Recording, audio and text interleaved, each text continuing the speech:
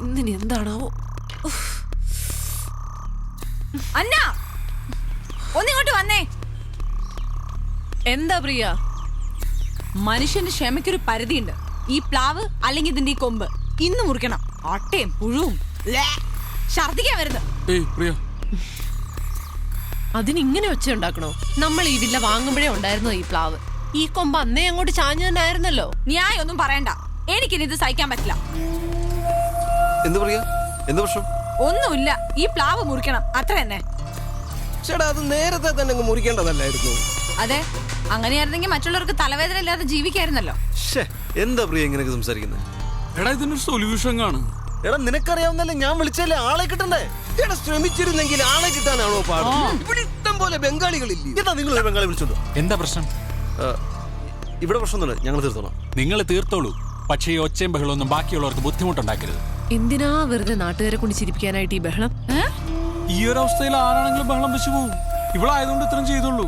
എന്നാ പിന്നെ ഒരു കാര്യം ചെയ്യാം, ഈ കൊമ്പ് ഞങ്ങൾ തന്നെ അങ്ങ് മുറിച്ചോളാം. അങ്ങനെ ഇപ്പൊ ഞങ്ങളുടെ പ്ലാവാരും മുറിക്കണ്ട. ഓഹോ, അതിന്റെ അർത്ഥം ഞങ്ങളിത് സഹിക്കണമെന്ന്. അത് കുറച്ച് ബുദ്ധിമുട്ടാവും. ഞാനിന്ന് രാത്രി തന്നെ ആളെ വിളിക്കും, കൊമ്പും മുറിക്കും. അത് പറ്റത്തില്ല. എന്ന് വെച്ചാൽ സമയമാകുമ്പോ ഞാൻ തന്നെ അങ്ങ് മുറിക്കും. പിന്നെ വേറെ എന്തെങ്കിലും പ്രശ്നം ഉണ്ടെങ്കിൽ അത് ഇങ്ങനല്ല എക്സ്പ്രസ് ചെയ്യുന്നത്. നീ ആവശ്യമില്ലാതെ സംസാരിക്കരുത് കേട്ടോ. നീ എന്നെ സംസാരിക്കാൻ പഠിപ്പിക്കണ്ട. ഭാര്യയും ഭർത്താവും കൂടെ മനുഷ്യന്റെ സ്വഭാവം മോശമാക്കരുത്.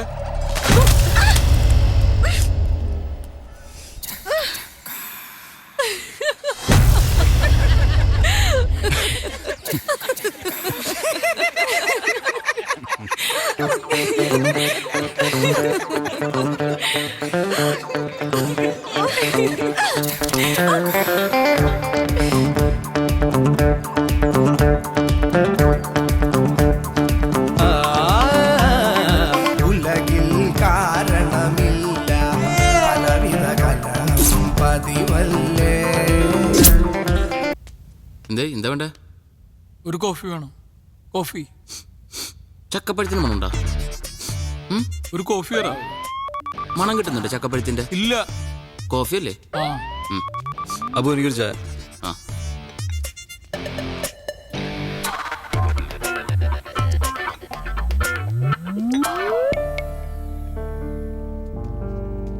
എടാ, എന്നാ. ഞാൻ ചോദിച്ചത് കോഫിയാണ് അബു. ഞാൻ ചായല്ലോ. ഇതിപ്പോ അങ്ങോട്ടും ഇങ്ങോട്ടും ഒന്ന് മാറ്റിയാ പോരെ? ഇത്രയേ ഉള്ളൂ.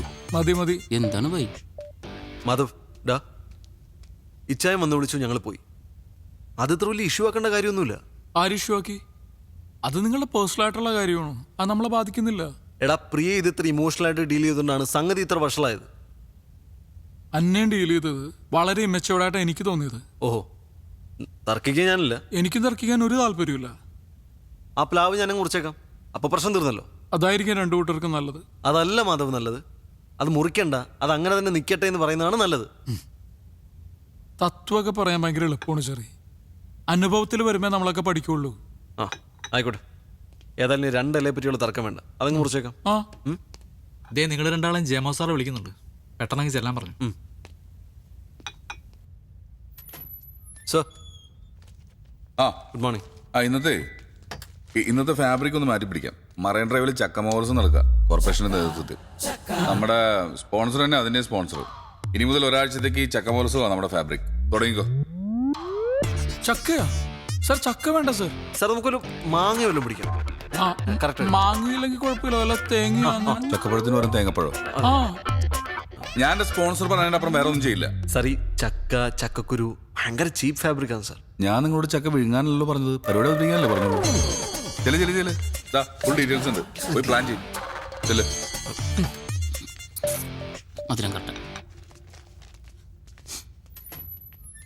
സാറിന് ചക്കയുടെ മണം കിട്ടണ്ട? എനിക്ക് കിട്ടി. എനിക്ക് മണത്തോ?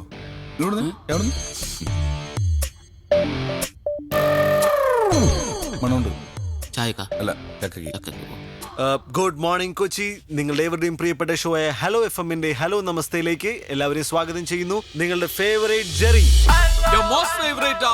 RJ മാധവ്, എന്റെ എല്ലാ പ്രിയപ്പെട്ട ലിസണേഴ്സിനെയും ഹലോ നമസ്തയിലേക്ക് ഒരു തവണ കൂടി സ്വാഗതം ചെയ്യുന്നു. ഇന്ന് ഞങ്ങൾ നിങ്ങളെ കൂട്ടിക്കൊണ്ടുപോകുന്നത് വളരെ രസകരമായ ഒരു സ്ഥലത്തേക്കാണ്. എവിടേക്കാണ് മാധവ്? മെറൈൻ ഡ്രൈവിലേക്ക്. ഓ. അവിടെ നടക്കുന്നത് ചക്ക മഹോത്സവമാണ്. ചക്ക മഹോത്സവം സുഹൃത്തുക്കളെ, നമ്മുടെ കേരളത്തിൽ ആദ്യമായി കൊച്ചിയിൽ അതാ നടക്കുന്നു ചക്ക മഹോത്സവം. ചക്കയെ പറ്റി പറയുകയാണെങ്കിൽ ചക്ക മലയാളികളുടെ ഇഷ്ട വിഭവമാണ്. ചക്കയട, ചക്ക പായസം, ചക്ക അവിയൽ, ചക്ക വരട്ടിയത്, ചക്കത്തോരൻ, ചക്ക പുഴുക്ക്, ഇങ്ങനെ ഒരുപാട് രസകരമായ വിഭവങ്ങൾ നമ്മൾ ചക്കയിൽ നിന്നുണ്ടാക്കുന്നു. അതേപോലെ പറയാൻ വിട്ടുപോയ മറ്റൊരു കാര്യമുണ്ട്. മാധവന്റെ വൈഫ് പ്രിയ വളരെ നല്ലൊരു ബേക്കറാണ്. അവർ വളരെ നന്നായിട്ട് ചക്ക കേക്ക് ഉണ്ടാക്കുന്നതാണ്. അതെ, ബേക്കർ ആവുക എന്നുള്ളതും ചക്ക കൊണ്ട് കേക്ക് ഉണ്ടാക്കുക എന്നുള്ളതും അതൊരു ക്വാളിറ്റിയാണ്. ഒരു പക്ഷെ അത് കഴിക്കാനുള്ള ഭാഗ്യം എന്റെ പ്രിയപ്പെട്ട സുഹൃത്തിന് ഉണ്ടായിട്ടുണ്ടാവില്ല. നമുക്ക് മാറ്ററിലേക്ക് തിരികെ വരാം. ചക്ക മഹോത്സവം. അതിനോടനുബന്ധിച്ച് ഞാൻ ഏവരോടും റിക്വസ്റ്റ് ചെയ്യാണ്, എല്ലാവരുടെയും വീട്ടിലൊരു ഒരു ചക്കക്കുരു നടുക. അതൊരു പ്ലാവാകട്ടെ, കേരളം ഒരു പ്ലാവളമാകട്ടെ. ചക്കക്കുരു നടുന്നതിന് മുമ്പ് നിങ്ങൾ ഒരു കാര്യം ആലോചിക്കുക. ചക്കക്കുരു കുഴിച്ചിട്ട് അത് വലുതായി ഒരു പ്ലാവാകുമ്പോൾ ഒരു കാരണവശാലും നിങ്ങളുടെ അയൽവാസി ബുദ്ധിമുട്ടരുത്.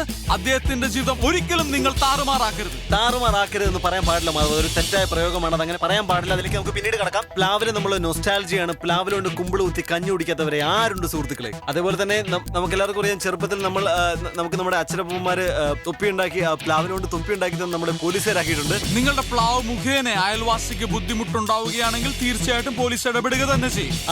അത് പറയുകയാണെങ്കിൽ അത് ക്ഷുദ്രന്മാരുടെയും വിവരദോഷികളുടെയും ഭാഷ മാത്രമാണ്. മാത്രമല്ല ഞാൻ ഓർമ്മിപ്പിക്കുന്നു, പോലീസുകാർ മരം വെട്ടുകാരല്ല. അതുപോലെ തന്നെ പോലീസുകാരെ ഭയന്ന് ആരും ഇതുവരെ മരമോ മരത്തിന്റെ കൊമ്പോ വെട്ടാറില്ല മാധവ്.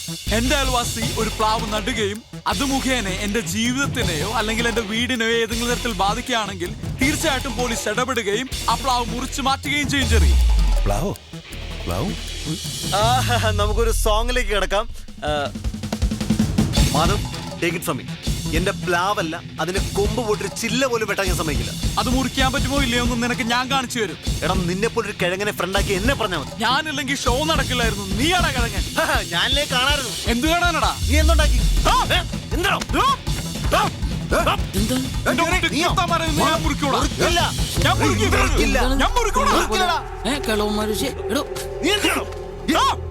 മിണ്ടായിരുന്നേ. മാധവ് ഇവിടെ നിന്നാ മതി. അതെന്താ കൂടെ വന്ന് കണ്ട് മൂക്കി കെറ്റി കളയൂ? മുറിപ്പിക്കാൻ പറ്റുമെന്ന് ഞങ്ങളൊന്ന് നോക്കട്ടെ. അച്ഛൻ വാ, നിങ്ങൾ ഇവിടെ നിൽക്കേ, ഞങ്ങൾ പോയി.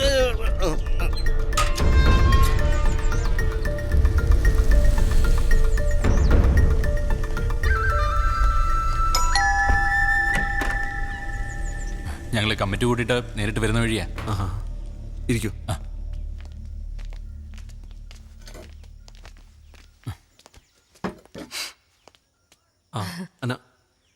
ചായ ഒന്നും വേണ്ട. അതുമല്ല, അയൽപക്കക്കാരുടെ മുമ്പിൽ ആകെ അങ്ങ് പൊട്ടയായിരിക്കില്ലേ? ആ മനപ്രയാസത്തിനിടയിൽ അന്നോ ചായ. മിസ്റ്റർ ജെറീബ്, ഈ കോളനിയിൽ ഇങ്ങനൊരു ഇഷ്യൂ ആദ്യമായിട്ടാ. ഒത്തുതീർപ്പിന് വന്ന ആളെ ഭാഗം പറയാൻ പാടില്ല. എന്നാലും പറയും, ഇതെന്താ ഈ കൊച്ചനാണോ പ്ലാവിന്റെ കൊമ്പ് അങ്ങോട്ട് ചരിച്ചു വെച്ചത്? അല്ലെങ്കിൽ കിട്ടുന്ന വിലക്ക് അങ്ങ് വിറ്റേച്ച് പോണോന്ന്.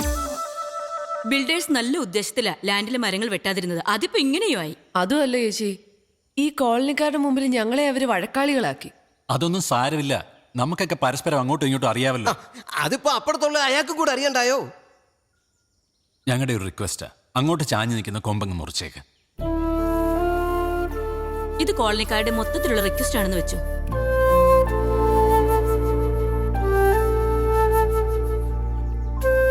ഒരുത്തനെയും പേടിച്ചിട്ടൊന്നുമല്ല, നിങ്ങളോട് റെസ്പെക്ട് ഉണ്ടല്ലോ.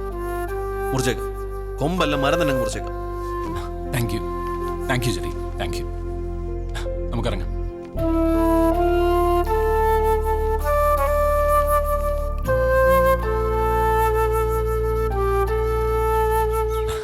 പുള്ളിയൊക്കെ സമ്മതിച്ചിട്ടുണ്ട്. പക്ഷെ സെക്രട്ടറി, ഒരുത്തിനെ നോക്കിയിട്ടല്ല എന്നുള്ള അവന്റെ ആ ഉടക്ക് വർത്തമാനമുണ്ട്, അതെനിക്ക് അങ്ങോട്ട് പിടിച്ചില്ല. എന്താ? അസോസിയേഷൻ പറഞ്ഞിട്ടാ മുറിക്കുന്നത്, അല്ലാതെ ദൈവം തമ്പുരാൻ വന്ന് പറഞ്ഞാലും മുറിക്കുന്ന പ്രശ്നമില്ല. എനിക്ക് ഒരുത്തൻ ഔദാര്യം വേണ്ട. ഞാൻ എന്റെ മര്യാദയുടെ പുറത്താണ് നിങ്ങൾക്ക് പരാതിയെന്ന്. അല്ലാണ്ട് ഇത് വെട്ടിപ്പൊളിച്ചുകളയാൻ എനിക്കറിയാൻ വളഞ്ഞിട്ടല്ല. ഇതൊക്കെ കണ്ടോ? ഇതൊക്കെ എത്ര കാലം വെച്ചിട്ടാ സഹിക്കുക? പിന്നല്ലാതെ ശരി. അവളതെല്ലാം കൂടി ഇങ്ങോട്ട് വലിച്ചെറിയുന്നു. ഇവിടെ ഞാൻ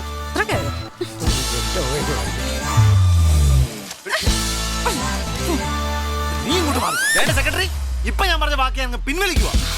എന്റെ പ്ലാവ് ഒരു കാരണവശാലും ഞാൻ മുറിക്കുന്നില്ല. മാത്രമല്ല, വെട്ടാൻ വരുന്നവന്റെ കാര്യം വിട്ടു. അസോസിയേഷൻ അറിയിക്കാനല്ലേ ഞാനും അറിയിച്ചു കഴിഞ്ഞു. എന്റെ വഴിയോ കൂടാ. അങ്ങനെ നിങ്ങൾ എന്തു വേണേ ചെയ്തു, എങ്ങനെ വേണേ ചെയ്തു. പക്ഷെ പ്രശ്നം ഉണ്ടായ അസോസിയേഷൻ ഇടപെടും. ഓ ഈ വെട്ടും കുത്തും കലഹമൊക്കെ ഉണ്ടാകുന്നതിനെക്കാട്ടും നല്ലത് എത്രയും പെട്ടെന്ന് കിട്ടുന്ന വിലയ്ക്ക് ഇതൊക്കെ വിൽക്കുന്നത്. ഞാൻ പറഞ്ഞേ എല്ലാവരും വീട്ടിൽ പോകണം. എല്ലാരോടും എന്റെ തലേക്ക് എന്തിനാ? ഹലോ ജമോൻ സാറല്ലേ? ആണെന്നാണ് എല്ലാവരും പറയുന്നത്. എടാ നീയൊക്കെ കാരണം ആ സ്പോൺസർ ആകെ വയലന്റ് ആയിട്ടിരിക്കുക. അറിയോ ഈ ഷോ അബ്രപ്റ്റ് ആയിട്ട് നിർത്തിയാണ്. എന്താ സ്പോൺസേഴ്സിനോട് പറഞ്ഞേക്ക് ജെറി ഹലോ എഫും വിട്ടെന്ന് എന്റെ റെസിഗ്നേഷൻ സാറിന് മെല്ലെ ഞാൻ അവിടെ നിൽക്കുന്നില്ല. ഇവന്റെ കൂടെ ഇനി ആര് വർക്ക് ചെയ്യാനാ? എടാ മക്കളെ ചേട്ടനൊന്ന് പറയട്ടടാ. നിന്റെ ഒപ്പം ഇനി ആര് വർക്ക് ചെയ്യൂടാ? അയ്യോ ഞാൻ ജിഞ്ചറി പോടാ, ഞാൻ ഓറഞ്ച് പോടാ, നിന്റെ ഓറഞ്ച് പുളിക്കും, നിന്റെ ചിഞ്ചർ കൈക്കൂടാ. ഒരു കാരണവശാലും ഇവർക്ക് വിട്ടുകൊടുക്കാൻ പിന്നെ അറിയില്ലെന്നെ. എന്താ നീ